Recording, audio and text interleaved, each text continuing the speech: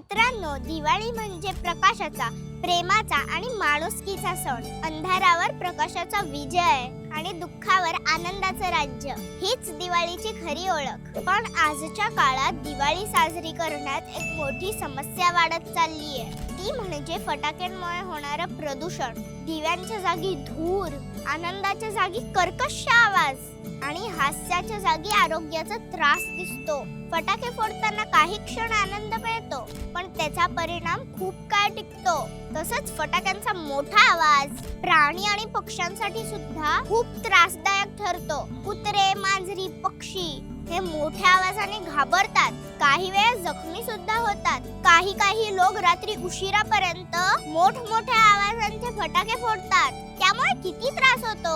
वैज्ञानिक दृष्ट्या 80 डेसिबल पेक्षा जास्त आवाज माणसांच्या कानासाठी खूप हानिकारक ठरतो आणि फटाक्यांचा आवाज तर काही वेळा 120 डेसिबल पेक्षा पण जास्त असतो. मग फटाके नाही तर दिवाळी साजरी कशी करायची? खूप सोपं आहे. घरात पणत्या लावा, कुटुंबासोबत रांगोळी काढा, शेजाऱ्यांना गोडधोड द्या. फटाक्यांसाठी खर्च करणारे पैसे वाचवून गरजूंना मदत करा. एकत्र येऊन दिवाळीची गाणी म्हणा, किल्ले बनवा, घर सजवा आणि सगळ्यात महत्त्वाचं म्हणजे झाडं लावा. विचार करा, आम्हा लहान मुलांची दिवाळी कशी असली पाहिजे?